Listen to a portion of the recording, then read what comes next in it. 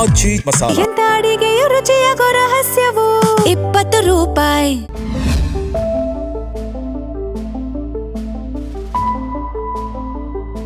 ನಮಸ್ಕಾರ, ನೀವು ನೋಡ್ತಾ ಇದ್ದೀರಾ ಜಿ ಕನ್ನಡ ನ್ಯೂಸ್. ನಾನು ಶಿವರಾಮು. ದಿನದ ಎಲ್ಲ ಪ್ರಮುಖ ಸುದ್ದಿಗಳನ್ನು ನೋಡೋಣ ವಿಶೇಷ ಸಮಾಚಾರದಲ್ಲಿ.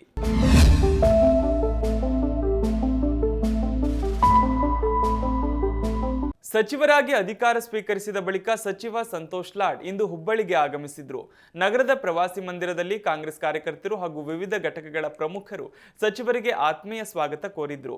ಈ ವೇಳೆ ಕಾಂಗ್ರೆಸ್ ಮುಖಂಡರು ಸಂತೋಷ್ ಲಾಡ್ ಅವರನ್ನ ಸನ್ಮಾನಿಸಿದ್ರು. ಬಳಿಕ ಮಾತನಾಡಿದ ಸಚಿವ ಸಂತೋಷ್ ಲಾಡ್, ನಾನು ಕಳೆದ 3 ವರ್ಷಗಳಲ್ಲಿ ಅತಿ ಹೆಚ್ಚು ನಗರ ಪ್ರದಕ್ಷಿಣೆ ಮಾಡಿದ್ದೇನೆ. ಹುಬ್ಬಳ್ಳಿ ಅಭಿವೃದ್ಧಿಗೆ ಹಣಕಾಸಿನ ಕೊರತೆ ಇದೆ. ಆದಷ್ಟು ಬೇಗ ಒಂದು ಉತ್ತಮ ಯೋಜನೆ ತಂದು ನಗರದ ಅಭಿವೃದ್ಧಿಗೆ ಒತ್ತು ನೀಡುತ್ತೇನೆ ಅಂತ ಹೇಳಿದ್ರು. ಇನ್ನು BRTS ಯೋಜನೆಯಿಂದ ಸಾರ್ವಜನಿಕರಿಗೆ ಸಾಕಷ್ಟು ತೊಂದರೆಯಾಗಿದೆ. ಜನರು ಪ್ರತಿದಿನ ಸಮಸ್ಯೆ ಎದುರಿಸುತ್ತಿದ್ದಾರೆ. ಈ ಬಗ್ಗೆ ನಮಗೆ ಸಂಪೂರ್ಣ ಅರಿವಿದೆ. ಎಲ್ಲ ಅಧಿಕಾರಿಗಳೊಂದಿಗೆ ಸಭೆ ನಡೆಸಿ ಸಮಸ್ಯೆಗಳಿಗೆ ಪರಿಹಾರ ಕಂಡು ನಗರದ ಅಭಿವೃದ್ಧಿಗೆ ಕ್ರಮ ಕೈಗೊಳ್ಳುತ್ತೇವೆ ಅಂತ ಭರವಸೆ ನೀಡಿದ್ರು. ಮತ್ತೊಂದೆಡೆ ಸಚಿವರಾದ ಬಳಿಕ ಮೊದಲ ಬಾರಿಗೆ ಬಾಗಲಕೋಟೆ ಜಿಲ್ಲೆಯ ಇಳಕಲ್ ನಗರಕ್ಕೆ ವಿಜಯಾನಂದ ಕಾಶಪ್ಪನವರು ಭೇಟಿ ನೀಡಿದ್ರು. ನಗರದಲ್ಲಿ ಸಚಿವರಿಗೆ ಕಾರ್ಯಕರ್ತರು ಹಾಗೂ ಅಭಿಮಾನಿಗಳು ಅದ್ದೂರಿ ಸ್ವಾಗತ ಕೋರಿದ್ರು. ಬಳಿಕ ಸಚಿವ ವಿಜಯಾನಂದ ಕಾಶಪ್ಪನವರು ಆಂಜನೇಯ ದೇವಸ್ಥಾನಕ್ಕೆ ಭೇಟಿ ನೀಡಿ ವಿಶೇಷ ಪೂಜೆ ಸಲ್ಲಿಸಿದ್ರು. ಆನಂತರ ಹಜರತ್ ಮುತುರ್ಜಾ ಶಾ ಖಾದ್ರಿ ದರ್ಗಾಕ್ಕೆ ಭೇಟಿ ನೀಡಿ ಚಾದರ್ ಅರ್ಪಿಸಿ ವಿಶೇಷ ಪ್ರಾರ್ಥನೆ ಸಲ್ಲಿಸಿದ್ರು. ಸಚಿವರ ಆಗಮನದಿಂದ ಇಳಕಲ್ ನಗರದಲ್ಲಿ ಸಂಭ್ರಮದ ವಾತಾವರಣ ನಿರ್ಮಾಣವಾಗಿದೆ. ಇತ್ತ ಸಚಿವರಾದ ಬಳಿಕ ಇದೇ ಮೊದಲ ಬಾರಿಗೆ PM ನರೇಂದ್ರ ಸ್ವಾಮಿ ಕೊಡಗು ಜಿಲ್ಲೆಗೆ ಭೇಟಿ ನೀಡಿದ್ರು. ಮಳೆ ಹಾನಿ ಕುರಿತು ಸ್ಥಳ ಪರಿಶೀಲನೆ ನಡೆಸಿ ವರದಿ ನೀಡುವಂತೆ CM ಸೂಚನೆ ನೀಡಿದ್ರು. ಹೀಗಾಗಿ ಇಂದು ಸಚಿವ ನರೇಂದ್ರ ಸ್ವಾಮಿ ಹಾರಂಗಿ ಜಲಾಶಯಕ್ಕೆ ಭೇಟಿ ನೀಡಿ ಜಲಾಶಯದಲ್ಲಿನ ನೀರಿನ ಮಟ್ಟ ಹಾಗೂ ಪರಿಸ್ಥಿತಿಯನ್ನು ವೀಕ್ಷಿಸಿದ್ರು. ಕುಡಿಯುವ ನೀರಿಗೆ ಆದ್ಯತೆ ನೀಡುವ ಹಿನ್ನೆಲೆಯಲ್ಲಿ ಹಾರಂಗಿ ಜಲಾಶಯದ ಸ್ಥಿತಿಗತಿ ಕುರಿತು ಮಾಹಿತಿ ಪಡೆದರು. ಬರ ನೆರೆ ಪರಿಸ್ಥಿತಿ ವೀಕ್ಷಣೆಯ ಉಸ್ತುವಾರಿ ವಹಿಸಿರುವ ಸಚಿವರಿಗೆ ಮಡಿಕೇರಿ ಶಾಸಕ ಡಾಕ್ಟರ್ ಮಂತರ್ಗೌಡ ಸಾಥ್ ನೀಡಿದ್ರು. ಸಚಿವ ಸಂಪುಟ ವಿಸ್ತರಣೆ ಹಿನ್ನೆಲೆಯಲ್ಲಿ ಮಹಿಳಾ ಕೋಟಾದಡಿ ಖಾಲಿ ಇರುವ ಸಚಿವ ಸ್ಥಾನಕ್ಕಾಗಿ ರಾಜಕೀಯ ಚಟುವಟಿಕೆಗಳು ತೀವ್ರಗೊಂಡಿವೆ. 2ನೇ ಹಂತದ ಸಚಿವ ಸಂಪುಟ ವಿಸ್ತರಣೆಯಲ್ಲಿಯೂ ಶಾಸಕಿ ಲಕ್ಷ್ಮೀ ಹೆಬ್ಬಾಳ್ಕರ್ಗೆ ಸಚಿವ ಸ್ಥಾನ ಕೈತಪ್ಪಿರುವ ಹಿನ್ನೆಲೆ ಇದೀಗ ಹೈಕಮಾಂಡ್ ಮಟ್ಟದಲ್ಲಿ ಪ್ರಯತ್ನಗಳನ್ನು ಮುಂದುವರೆಸಿದ್ದಾರೆ ಎನ್ನಲಾಗಿದೆ. ಈ ಹಿನ್ನೆಲೆಯಲ್ಲಿ ದೆಹಲಿಗೆ ತೆರಳಿ ಕಾಂಗ್ರೆಸ್ ಹೈಕಮಾಂಡ್ ನಾಯಕರನ್ನ ಭೇಟಿ ಮಾಡಿ ಸಚಿವ ಸ್ಥಾನಕ್ಕಾಗಿ ಒಲವು ಮೂಡಿಸಲು ಹೆಬ್ಬಾಳ್ಕರ್ ಸಿದ್ಧತೆ ನಡೆಸಿದ್ದಾರೆ ಎಂಬ ಮಾಹಿತಿ ಲಭ್ಯವಾಗಿದೆ. ಶತಾಯಗತಾಯ ಸಚಿವ ಸ್ಥಾನ ಗಿಟ್ಟಿಸಿಕೊಳ್ಳುವ ಉದ್ದೇಶದಿಂದ ರಾಜಕೀಯ ಕಸರತ್ತು ನಡೆಸುತ್ತಿದ್ದು, ಮಹಿಳಾ ಶಾಸಕಿಯರ ಪೈಕಿ ಪ್ರಭಾವಿ ಹಾಗೂ ಜನಪ್ರಿಯ ನಾಯಕರಲ್ಲಿ ಒಬ್ಬರಾಗಿರುವ ಕಾರಣ ಅವರ ಹೆಸರು ಮತ್ತೆ ಸಚಿವ ಸ್ಥಾನದ ರೇಸ್ನಲ್ಲಿ ಕೇಳಿ ಬರುತ್ತಿದೆ. ಸಂಪುಟದಲ್ಲಿ ಸ್ಥಾನ ಸಿಗುವುದೇ ಅಥವಾ ಇಲ್ಲವೇ ಎಂಬುದು CM DK ಶಿವಕುಮಾರ್ ಹಾಗೂ ಕಾಂಗ್ರೆಸ್ ಹೈಕಮಾಂಡ್ನ ಅಂತಿಮ ನಿರ್ಧಾರದ ಮೇಲೆ ಅವಲಂಬಿತವಾಗಿದ್ದು, ತೀವ್ರ ಪೈಪೋಟಿಯ ನಡುವೆ ರಾಜಕೀಯ ಚಟುವಟಿಕೆಗಳು ಮುಂದುವರೆದಿವೆ. ನಮ್ಮ ನಾಡಿನ ಒಬ್ಬ ಹಿರಿಯ ನಾಯಕರು ಸುಮಾರು 4 ದಶಕಗಳ ಕಾಲ ಜನಸೇವೆಯ ಹೆಸರಿನಲ್ಲಿ ಅಧಿಕಾರದ ರಸದೌತಣ ಸವಿದ್ರು ಅಂತ ವಿಪಕ್ಷ ನಾಯಕ ಅಶೋಕ್ ಸಿದ್ದರಾಮಯ್ಯ ವಿರುದ್ಧ ಎಕ್ಸ್ನಲ್ಲಿ ಟ್ವೀಟ್ ಮಾಡಿ ವ್ಯಂಗ್ಯವಾಡಿದ್ದಾರೆ. 9 ಬಾರಿ ಶಾಸಕರಾಗಿ, ಸಚಿವರಾಗಿ, ಉಪಮುಖ್ಯಮಂತ್ರಿಯಾಗಿ, 2 ಬಾರಿ ಮುಖ್ಯಮಂತ್ರಿಯಾಗಿ ಅಧಿಕಾರದ ಪ್ರತಿಯೊಂದು ಹಂತವನ್ನು ಅನುಭವಿಸಿದ್ರು. ತಮ್ಮ ಮುಂದಿನ ಪೀಳಿಗೆಗೂ ಅದೇ ರಾಜಕೀಯ ವಾರಸುದಾರಿಕೆಯನ್ನ ಕಲ್ಪಿಸಿದ್ರು. ಆದರೆ ಕಥೆಯ ದೊಡ್ಡ ತಿರುವು ಬಂದಿದ್ದು ಅಧಿಕಾರದ ಕುರ್ಚಿ ಕೈತಪ್ಪಿದಾಗ. ಒಮ್ಮೆಲೆ ಆ ನಾಯಕರಿಗೆ ಹಠ ಜ್ಞಾನೋದಯವಾಯಿತು. ಈ ಚುನಾವಣಾ ರಾಜಕಾರಣ ತುಂಬಾ ಕಲುಷಿತವಾಗಿದೆ. ಹಿಂದೆ ಜನರು ನಮಗೆ ಹಣ ಕೊಟ್ಟು ಗೆಲ್ಲಿಸ್ತಿದ್ರು, ಈಗ ನಾವೇ ಹಣ ಕೊಟ್ಟು ಗೆಲ್ಲಬೇಕಾದ ಪರಿಸ್ಥಿತಿ ಬಂದಿದೆ. ಹೀಗಾಗಿ ನಾನು ಮುಂದಿನ ಚುನಾವಣೆಯಲ್ಲಿ ಸ್ಪರ್ಧಿಸೋದಿಲ್ಲ. ಅಷ್ಟೇ ಅಲ್ಲ, ಪತ್ರಿಕೆಯಲ್ಲಿ ಲೇಖನ ಬರೆದು ಪ್ರಜಾಪ್ರಭುತ್ವ ವ್ಯವಸ್ಥೆಯನ್ನ ಶುದ್ಧೀಕರಿಸಲು ಎಲ್ಲರೂ ಒಂದಾಗಬೇಕು ಅಂತ ಕರೆಕೊಟ್ಟು ಕ್ರಾಂತಿಕಾರಿಯಾದ್ರು ಅಂತ ಮಾಜಿ CM ಸಿದ್ದರಾಮಯ್ಯ ವಿರುದ್ಧ ಅಶೋಕ್ ಟ್ವೀಟ್ ಮಾಡಿ ವ್ಯಂಗ್ಯವಾಡಿದ್ದಾರೆ. ರಾಜ್ಯದಲ್ಲಿ ವಿಶೇಷ ತೀವ್ರ ಪರಿಷ್ಕರಣೆ ಪ್ರಕ್ರಿಯೆ ಪೂರ್ಣಗೊಳಿಸಲು ಇನ್ನು 4 ದಿನ ಮಾತ್ರ ಬಾಕಿ ಇದೆ. ಮತದಾರರು ಭರ್ತಿ ಮಾಡಿದ ಗಣತಿ ನಮೂನೆಗಳನ್ನು ಬೂತ್ ಮಟ್ಟದ ಅಧಿಕಾರಿಗಳಿಗೆ ಸಲ್ಲಿಸಲು ಆಗಸ್ಟ್ 8 ಕೊನೆಯ ದಿನವಾಗಿದೆ. ನಿಗದಿತ ಅವಧಿಯೊಳಗೆ ನಮೂನೆಗಳನ್ನು ಭರ್ತಿ ಮಾಡಿ BLOಗಳಿಗೆ ಸಲ್ಲಿಸದಿದ್ದರೆ ಸಂಬಂಧಿತ ಮತದಾರರ ಹೆಸರು ಕರಡು ಮತದಾರರ ಪಟ್ಟಿಯಿಂದ ಕೈಬಿಡುವ ಸಾಧ್ಯತೆ ಇದೆ. ರಾಜ್ಯದಲ್ಲಿ ಒಟ್ಟು 5.54 ಕೋಟಿ ಮತದಾರರಿದ್ದು ಈಗಾಗಲೇ BLOಗಳು 100% ನಮೂನೆಗಳನ್ನು ವಿತರಣೆ ಮಾಡಿದ್ದಾರೆ. ಇಲ್ಲಿಯವರೆಗೆ ಸುಮಾರು 4 ಕೋಟಿ 42 ಲಕ್ಷ ಮತದಾರರು ಭರ್ತಿ ಮಾಡಿದ ನಮೂನೆಗಳನ್ನು ಹಿಂದಿರುಗಿಸಿದ್ದಾರೆ. ಶಾಶ್ವತವಾಗಿ ವಾಸಸ್ಥಳ ಬದಲಿಸಿರುವುದು ಸೇರಿದಂತೆ ವಿವಿಧ ಕಾರಣಗಳಿಂದ 1 ಕೋಟಿಗೂ ಅಧಿಕ ಹೆಸರುಗಳು ಕರಡು ಮತದಾರರ ಪಟ್ಟಿಯಿಂದ ಹೊರಗುಳಿಯುವ ಸಾಧ್ಯತೆ ಇದೆ. ಇಲ್ಲಿಯವರೆಗೆ 1,11,00,000 ASDDO ನಮೂನೆಗಳನ್ನು ಡಿಜಿಟಲೀಕರಣ ಮಾಡಲಾಗಿದೆ. ಹೀಗಾಗಿ ಈಗಾಗಲೇ ನಮೂನೆ ಪಡೆದಿರುವ ಮತದಾರರು ಆಗಸ್ಟ್ 8ರೊಳಗೆ ಅವುಗಳನ್ನು ಭರ್ತಿ ಮಾಡಿ ಸಂಬಂಧಿತ BLOಗಳಿಗೆ ಸಲ್ಲಿಸುವಂತೆ ಚುನಾವಣಾ ಆಯೋಗ ಮನವಿ ಮಾಡಿದೆ. ಮಹಾರಾಷ್ಟ್ರದಲ್ಲಿ ನಿರಂತರವಾಗಿ ಸುರಿಯುತ್ತಿರುವ ಮಳೆಯ ಹಿನ್ನೆಲೆಯಲ್ಲಿ ಕಲಬುರಗಿಯ ಉಜನಿ ಹಾಗೂ ವೀರ ಜಲಾಶಯಗಳು ಭರ್ತಿಯಾಗಿದ್ದು ಅಲ್ಲಿಂದ ಮತ್ತೆ 1 ಲಕ್ಷ ಕ್ಯೂಸೆಕ್ ನೀರನ್ನು ಭೀಮಾ ನದಿಗೆ ಬಿಡುಗಡೆ ಮಾಡಲಾಗಿದೆ. ನೀರಿನ ಹರಿವು ಹೆಚ್ಚಿರುವ ಕಾರಣ ಭೀಮಾ ನದಿ ತೀರದ ಜನರಲ್ಲಿ ಆತಂಕ ಮನೆ ಮಾಡಿದ್ದು ಸಾರ್ವಜನಿಕರು ನದಿಯ ಸಮೀಪ ತೆರಳದಂತೆ ಹಾಗೂ ಜಾನುವಾರುಗಳನ್ನು ನದಿಯತ್ತ ಬಿಡದಂತೆ ಜಿಲ್ಲಾಡಳಿತ ಎಚ್ಚರಿಕೆ ನೀಡಿದೆ. 3 ದಿನಗಳ ಹಿಂದೆಯೂ ಜಲಾಶಯಗಳಿಂದ 1.40 ಲಕ್ಷ ಕ್ಯೂಸೆಕ್ ನೀರನ್ನು ಬಿಡುಗಡೆ ಮಾಡಲಾಗಿತ್ತು. ಇದರಿಂದ ನದಿ ಪಾತ್ರದ ಹಲವೆಡೆ ಹೊಲಗಳಿಗೆ ನೀರು ನುಗ್ಗಿ ಬೆಳೆಗಳು ಹಾನಿಗೊಳಗಾಗಿದ್ದವು. ಇದೀಗ ಮತ್ತೆ ನೀರು ಬಿಡುಗಡೆ ಮಾಡಿರುವುದರಿಂದ ನದಿ ಪಾತ್ರದ ಗ್ರಾಮಗಳ ಜನರಲ್ಲಿ ಆತಂಕ ಮತ್ತಷ್ಟು ಹೆಚ್ಚಾಗಿದೆ. ಮತ್ತೊಂದೆಡೆ ಕಲಬುರಗಿ ಜಿಲ್ಲೆಯ ಚಿಂಚೋಳಿ ತಾಲೂಕಿನಲ್ಲಿ ಸುರಿದ ಉತ್ತಮ ಮಳೆಯಿಂದ ಮಾಣಿಕಪುರ ಜಲಪಾತ ಮೈದುಂಬಿ ಹರಿಯುತ್ತಿದೆ. ಚಿಂಚೋಳಿ ತಾಲೂಕಿನ ಕುಂಚಾವರಂ ವನ್ಯಜೀವಿ ಧಾಮದಲ್ಲಿರುವ ಮಾಣಿಕಪುರ ಜಲಪಾತ ಮಳೆಯಿಂದಾಗಿ ಭೋರ್ಗರೆಯುತ್ತಿದೆ. ಜಲಪಾತದ ರಮಣೀಯ ದೃಶ್ಯವನ್ನು ವೀಕ್ಷಿಸಲು ಸ್ಥಳೀಯರು ಹಾಗೂ ಪ್ರವಾಸಿಗರು ಹೆಚ್ಚಿನ ಸಂಖ್ಯೆಯಲ್ಲಿ ಭೇಟಿ ನೀಡುತ್ತಿದ್ದಾರೆ. ಇದೇ ವೇಳೆ ತಾಲೂಕಿನ ಪ್ರಸಿದ್ಧ ಎತ್ತಪೋತ ಜಲಪಾತವು ಭರ್ತಿಯಾಗಿ ಹರಿಯುತ್ತಿದ್ದು ಮಳೆಯ ಹಿನ್ನೆಲೆಯಲ್ಲಿ ಈ ಭಾಗದ ಜಲಪಾತಗಳು ಪ್ರವಾಸಿಗರ ಪ್ರಮುಖ ಆಕರ್ಷಣೆಯಾಗಿ ಪರಿಣಮಿಸಿವೆ.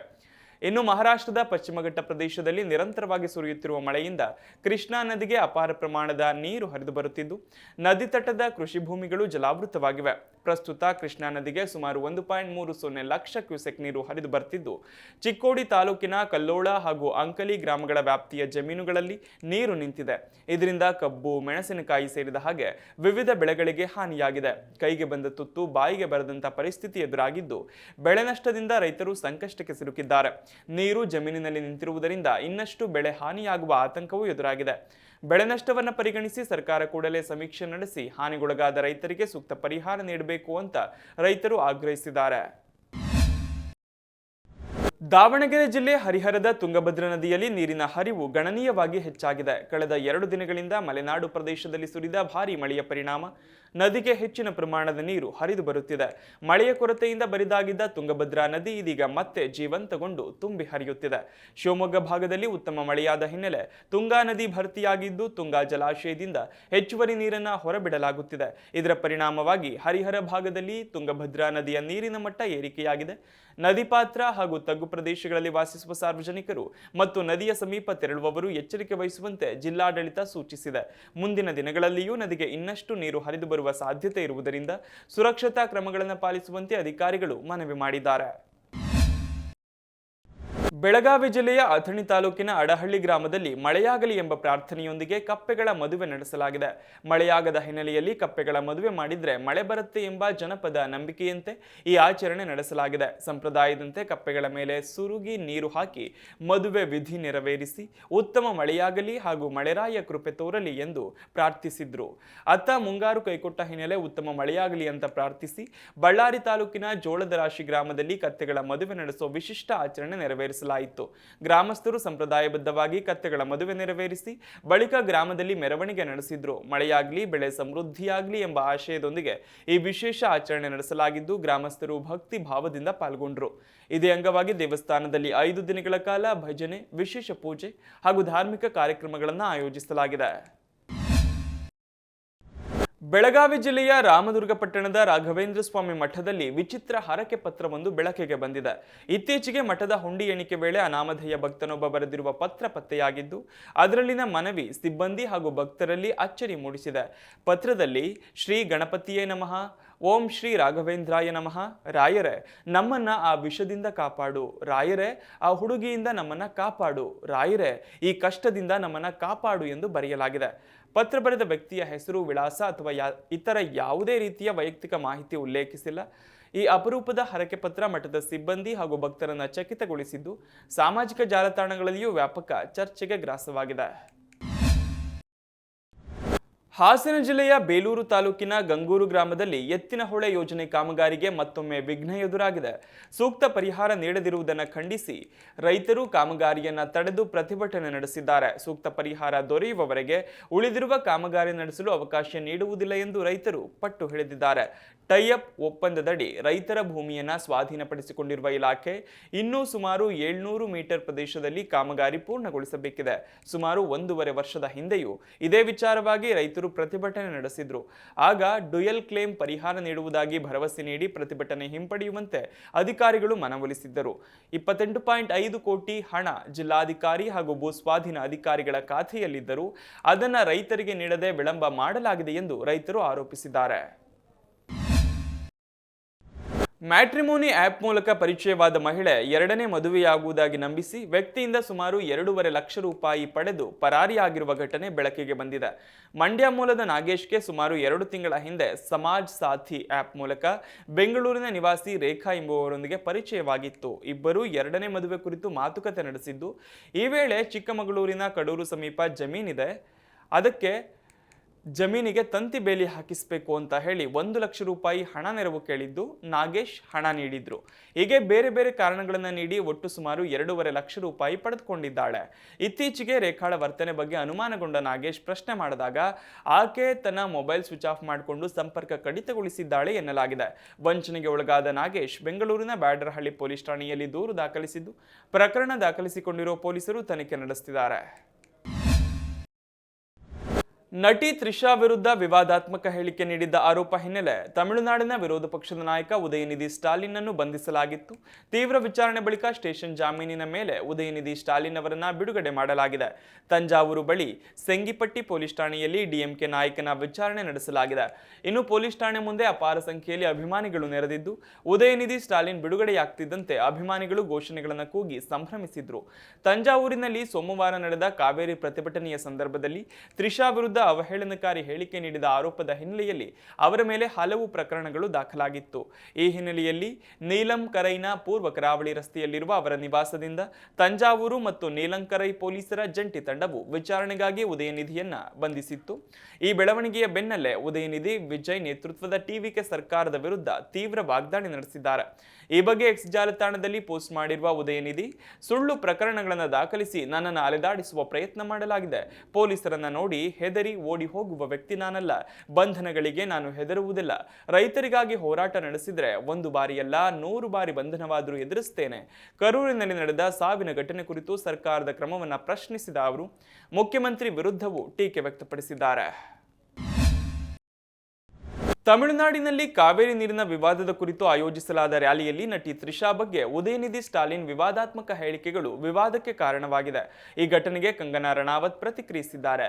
ಅವರು ಸಾಮಾಜಿಕ ಮಾಧ್ಯಮದಲ್ಲಿ ಉದಯನಿಧಿ ಸ್ಟಾಲಿನ್ ಅವರ ಹೇಳಿಕೆಗಳಿಗೆ ಪ್ರತಿಕ್ರಿಯಿಸಿದ್ದಾರೆ. ಉದಯನಿಧಿ ಸ್ಟಾಲಿನ್ ಅಸಭ್ಯ ಹೇಳಿಕೆಗಳ ನಂತರ ಅವರ ವಿರುದ್ಧದ ಪೊಲೀಸ್ ಕ್ರಮವನ್ನ ಶ್ಲಾಘಿಸಿದ್ದಾರೆ. ಅಂಥ ಅಶ್ಲೀಲ ಜೋಕ್ಗಳು ಸ್ವೀಕಾರಾರ್ಹವಲ್ಲ ಎಂದು ಅವರು ಹೇಳಿದ್ದಾರೆ. ಕಂಗನಾ ರಣಾವತ್ ತಮ್ಮ ಇನ್ಸ್ಟಾಗ್ರಾಮ್ ಸ್ಟೋರಿಯಲ್ಲಿ ಪೋಸ್ಟ್ ಹಂಚಿಕೊಂಡಿದ್ದಾರೆ. ಸ್ಟಾಲಿನ್ ಬಂಧನದ ಸುದ್ದಿಯನ್ನು ಹಂಚಿಕೊಂಡಿರುವ ಅವರು ಯಾವುದೇ ನಾಗರಿಕ ಸಮಾಜದಲ್ಲಿ ಅಸಭ್ಯ ಭಾಷೆ ಬಳಸುವುದು ಮತ್ತು ದ್ವಿಮುಖ, ಅಶ್ಲೀಲ ಮತ್ತು ಅಸಭ್ಯ ಹಾಸ್ಯಗಳನ್ನು ಮಾಡುವುದು ಸ್ವೀಕಾರಾರ್ಹವಲ್ಲ. ಈ ಅಪರಾಧಕ್ಕಾಗಿ ಉದಯನಿಧಿ ಸ್ಟಾಲಿನ್ ಅನ್ನ ಜೈಲಿಗೆ ಹಾಕಲಾಯಿತು. ಅವರೀಗ ಜಾಮೀನಿನ ಮೇಲೆ ಹೊರಗೆ ಬಂದಿರಬಹುದು, ಆದ್ರೆ ಇದು ಉತ್ತಮ ಉದಾಹರಣೆಯಾಗಿದೆ ಅಂತ ಬರೆದುಕೊಂಡಿದ್ದಾರೆ. ಇದಿಷ್ಟು ಈ ದಿನದ ಪ್ರಮುಖ ಸುದ್ದಿ. ನೋಡ್ತಾ ಇರಿ ಜೀ ಕನ್ನಡ ನ್ಯೂಸ್, ಸತ್ಯವೇ ಸುದ್ದಿಯ ಜೀವಾಳ.